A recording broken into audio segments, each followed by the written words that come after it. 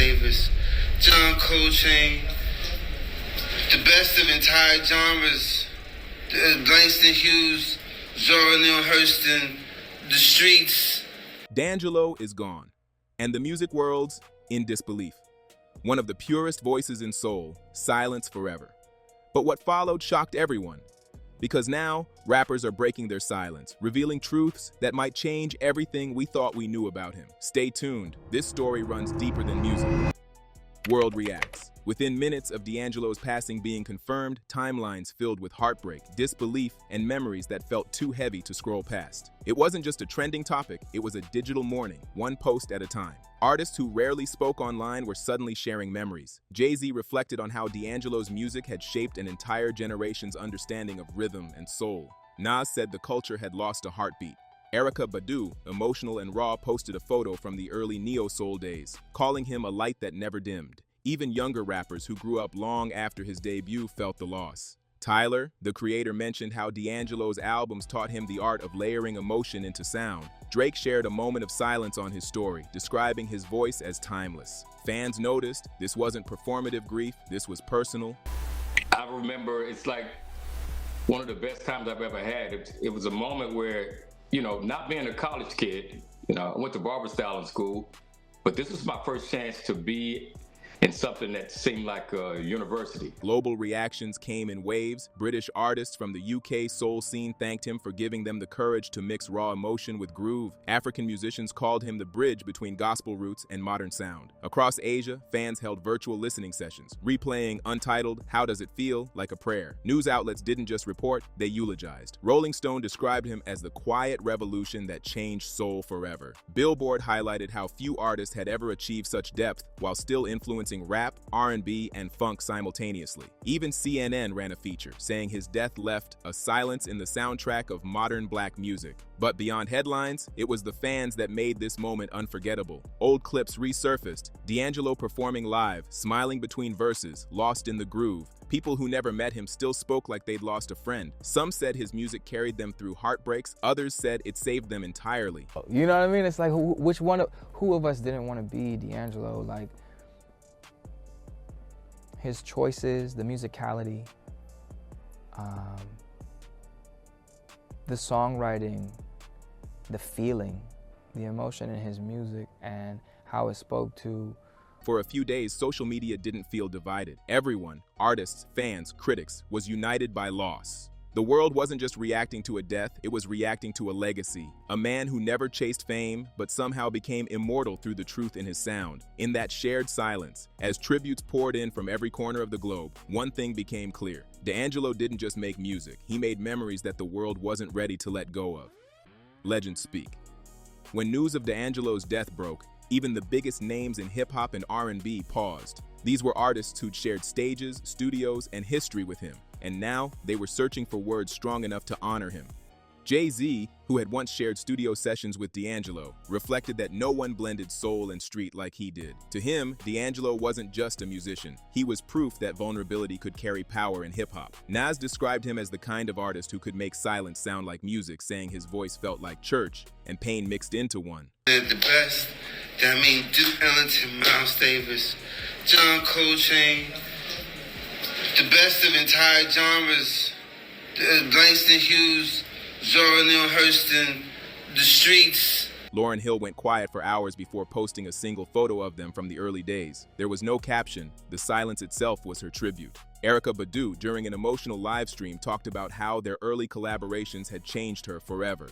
She said he carried the weight of real soul in every note he sang. Questlove from The Roots, one of D'Angelo's closest collaborators, shared an image of him in the studio, eyes closed, completely lost in sound. He explained that he had never met anyone more spiritually connected to music. For Questlove, D'Angelo wasn't part of a movement, he was the movement. Common reflected that D'Angelo was the voice of an era, a man who gave every artist permission to be vulnerable without losing strength. Alicia Keys posted about how, early in her career, she studied his live shows to learn what authenticity looked like. She said his stage presence wasn't rehearsed, it was soul in real time. Then came tributes from legends who rarely speak. Prince's estate released a message saying he had once called D'Angelo the future of soul. Beyoncé's team shared an old backstage clip of her singing one of his songs, a quiet nod that said everything without words. It feels Oh, how does it feel? I wanna know right now, how does it feel?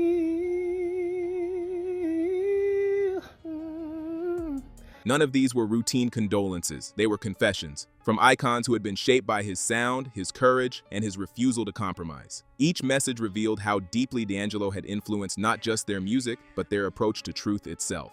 For a few days, social media didn't feel like a feed. It felt like a vigil, candles replaced by screens, and grief carried through posts instead of prayers. The legend spoke not only to mourn him, but to remind the world that D'Angelo wasn't just part of music history. He was music history, the kind that doesn't fade, only grows louder in silence. Young voices. The new generation didn't just mourn D'Angelo, they treated his passing like losing a mentor they'd never met. His music wasn't background to them, it was blueprint. It taught them how to feel before they even knew how to create. Within hours, the younger wave of artists, rappers, singers, producers, flooded timelines with memories, covers, and reflections. Kendrick Lamar was one of the first. He shared a shot of D'Angelo mid-performance, lost in rhythm, and wrote that whenever he tried to make something timeless, he thought of that same energy. To him, D'Angelo was proof that you could be fearless and fragile at once, a balance most artists spend lifetimes chasing. J. Cole followed soon after with a post describing D'Angelo as the kind of artist who made honesty sound beautiful. He said that when he first heard Voodoo, it wasn't just the sound that hit him, it was the soul inside it. It made him want to make music that felt like truth, not just something that sounded good. He's the genius that, well, he's the genius that some producers and artists claim to be. Yeah, he was that genius for sure. Oh yeah.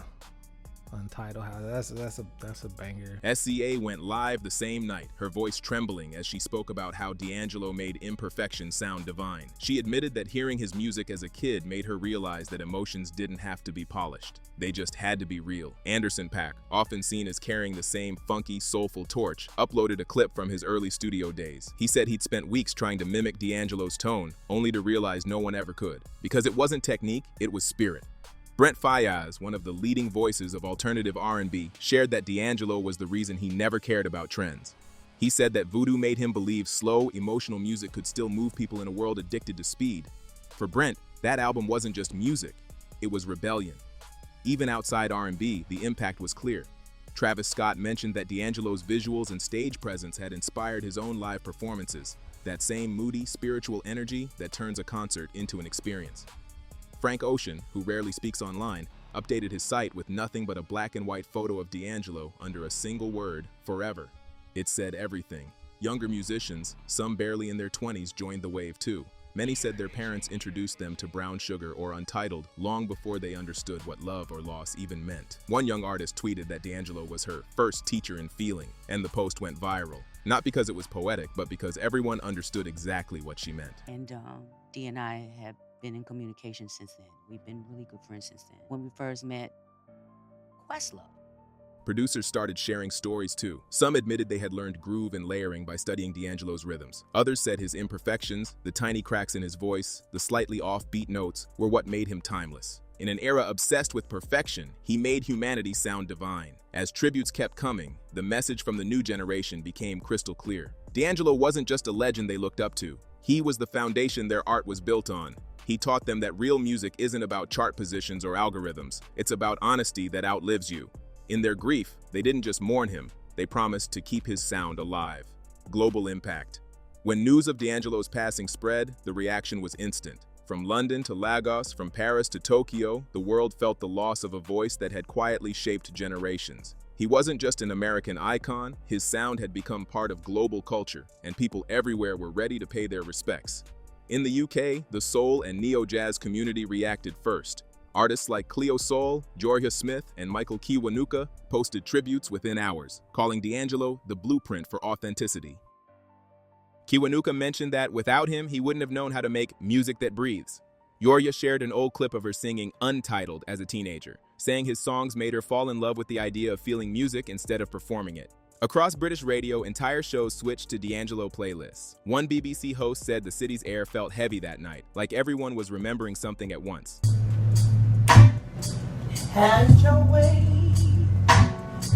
and if you want, you can decide. In France, where soul music has always had a passionate audience, newspapers described him as the American poet who made rhythm sound romantic. Parisian musicians held impromptu jam sessions in his memory, candles flickering, soft bass lines humming, his lyrics spoken between songs. One French artist said D'Angelo taught them that funk wasn't about perfection, but about honesty. Africa's response was powerful and deeply emotional. In Nigeria, Burna Boy and Tems shared memories of growing up to his music. Burna explained that D'Angelo's groove helped shape his own Afrofusion style long before he even realized it. South African artists added that his music helped spark their own neo-soul movement, showing that music could be spiritual and rebellious at the same time. In Japan, small vinyl bars that had played D'Angelo's albums for decades turned into gathering spots. Fans brought flowers, candles, and old records. Online, photos showed quiet rooms filled with people swaying to Brown Sugar, eyes closed, just listening. Japanese producers wrote about how D'Angelo's imperfect timing, those little offbeat moments, completely changed how they approached rhythm and groove. You know, I hadn't seen him in a while. Hadn't heard any music, but you know how it is. They be taking time off, hiatuses and everything. Latin America poured its heart out too. From Mexico City to Sao Paulo, musicians shared that D'Angelo's voice was their first introduction to real soul. In Brazil, an entire music festival paused for a moment of silence before a local artist performed one of his songs live. Even in places where fans didn't understand every lyric, they said they could feel what he meant. What made all these reactions special was the sense of gratitude. Around the world, artists thanked him for proving that soul didn't belong to one country or culture. It belonged to anyone who felt deeply. Many said they discovered his albums on scratched CDs or YouTube playlists, but the connection felt as real as family. D'Angelo never aimed to be a global star, yet his music crossed oceans without trying. And when his voice fell silent, people everywhere felt the stillness. From London to Lagos, from Tokyo to Toronto, one truth echoed: D'Angelo didn't just sing soul, he made it human. Fans remembered. The outpouring from fans after D'Angelo's death was unlike anything the internet had seen in years. It wasn't just posts or hashtags, it was people genuinely mourning someone who had changed the way they felt about music. Across social media, from New York to Nigeria, his songs started flooding timelines again. It was as if the world collectively hit rewind to relive every lyric that once healed them. People shared stories of how D'Angelo's music had carried them through heartbreak, loneliness, or faith struggles. Some remembered discovering him through old soul records their parents played. Others said his live performances had given them goosebumps they never forgot. What stood out most was how personal the grief felt. Everyone spoke as if they had known him. Not because they actually had, but because his voice had always sounded like a conversation. What I was explaining was when D'Angelo, when he came down to Philadelphia to record on the Philadelphia Half-Life album, we had him there for 2 days, because normally like a song should take that long. One fan from Atlanta wrote how she used to play Untitled, How Does It Feel, after every breakup, saying it reminded her that real emotion was still alive in R&B. Another said D'Angelo's music gave him the courage to pick up a guitar, even though he couldn't afford lessons. All over TikTok, people started covering his songs again, calling it a digital vigil. Some even recreated his live performances, not for clout, but to keep his spirit present. The younger generation, who had only heard his name through their parents, began discovering his genius for the first time. His Spotify streams skyrocketed overnight, not out of trend, but out of curiosity and respect. Many were shocked that someone from the 90s had made music that still sounded timeless in 2025. They called him the soul teacher, someone whose voice didn't age, only deepened with meaning. Memorial walls started appearing in different cities, murals, candles, and old posters being taped to brick walls. In Philadelphia, a local DJ held an all-night set playing nothing but D'Angelo and neo-soul records. Crowds gathered, singing along word for word like it was church without pews. In Los Angeles, fans lit candles outside a small jazz bar he used to visit. And in London, street performers started doing acoustic versions of Brown Sugar. Even online communities that rarely agree on anything, hip-hop forums, R&B subreddits, music reaction pages, all came together for once. People debated which song was his best, which live performance defined him, and what his true message was. But everyone agreed on one thing: D'Angelo's music felt alive. It wasn't just sound, it was emotion turned into art. Oh, was such a fascinating musician to me. One, for me, this is me in, explaining all this, maybe giving context for whatever I may say later, but I had to get on board later. Like, my ears were not in the place or sophisticated enough to really understand what was going on when he dropped in 95. Like I was 14 years old, I want to say, with that first record. As days passed, the energy shifted from grief to gratitude. People stopped saying, "We lost D'Angelo," and started saying, "We still have his music." It became less about death and more about remembrance. His influence started trending again, not as nostalgia, but as rediscovery. Proof that real soul doesn't fade, even when the person behind it is gone. By the end of the week, fans across generations, from old school R&B lovers to Gen Z creators, had formed an unspoken promise. They wouldn't let his sound disappear into memory. They'd keep playing it, keep sharing it, keep feeling it, because to them, D'Angelo didn't die. He simply changed stages, from the studio to their hearts. Legacy lives. As days turned into weeks, the noise around D'Angelo's passing slowly faded. But the silence that followed felt even louder. The shock had passed, but what lingered was reflection. People started realizing what his absence really meant, that an entire chapter of soul music had quietly closed, yet somehow, it didn't feel like an ending. It felt like D'Angelo had simply become part of the atmosphere, his voice now living in the background of life itself. Artists continued posting stories, not just to mourn, but to show gratitude. Musicians from every corner of the world began talking about how D'Angelo had changed their path, how his imperfections made them brave enough to sound human. Some said his rawness reminded them that music doesn't have to be perfect to be powerful. Others spoke about how his silence in later years had taught them that disappearing doesn't mean 51 years old. This music video fading away. Producers who once studied his drum patterns and vocal layering started breaking down his style online, trying to understand how he created something so minimal yet so full. They realized his real secret wasn't technique, it was soul. Every sound he made came from truth, not trend.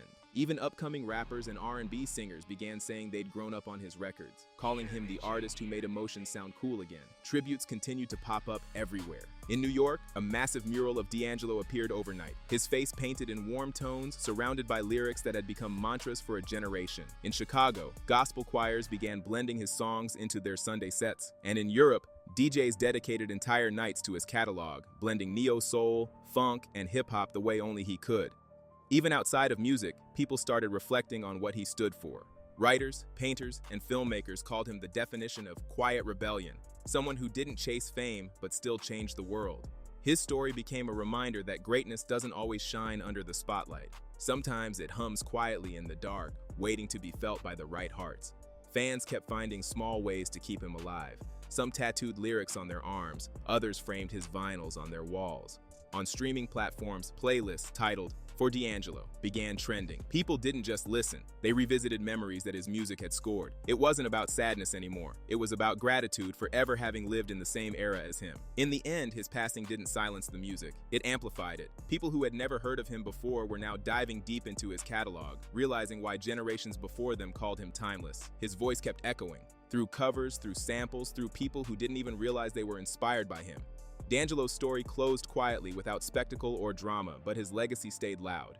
He taught a whole world that soul isn't a genre, it's a heartbeat. And even though his stopped, the rhythm he created never will. Because legends don't vanish, they just keep playing, somewhere between memory and melody. And that's how the world said goodbye, not with silence, but with music. From artists to fans, every tribute became a reminder that D'Angelo's soul never left. It just changed form. His voice still echoes through every beat, every memory, every song that dares to feel real. For more stories like this, don't forget to like, share, and subscribe. See you in the next one.